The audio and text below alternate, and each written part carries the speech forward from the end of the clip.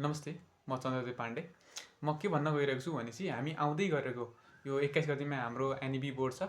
यसको हामीले कसरी अब 9 दिन छ नि त हामीसँग 9 दिन छ, हामीले कसरी यसलाई इम्प्रुभ गर्ने, हाम्रो अहिलेसम्म प्र्याक्टिस पुगेको छैन होला साथीहरूको, यसैलाई कसरी इम्प्रुभ गर्ने र हाम्रो यसलाई उच्च लेभलमा पुर्याउने, हाम्रो प्र्याक्टिस राम्रो गरेर हाम्रो इक्जाम कसरी राम्रो गर्ने भन्ने विषयमा म आज तपाईँहरूलाई भन्न गइरहेको छु।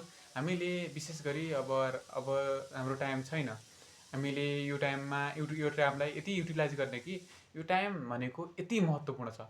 यो टाइमलाई जति युटिलाइज गर्न सक्यो त्यति नै धेरै पछि राम्रो हुन्छ, पछि भविष्यमा हामीले अब सबैले हेर्न सक्छन् होइन। हामीले त्यो विषयलाई हामीले कसरी लिने भनेपछि हामीले यो विषयलाई एक पललाई राम्रोसँग युटिलाइज गर्ने। त्यसको लागि म म म पनि हजुर जस्तै साइन्स फ्याकल्टीमा पढ्दैछु, क्लास 12मा। अहिले म पनि साइन्समा पढ्दैछु, मेरो पनि तयारी ठिकै छ, धेरै खासै व्यस्त भएको होइन, तर अझै म राम्रो बनाउने प्रयासमा छु।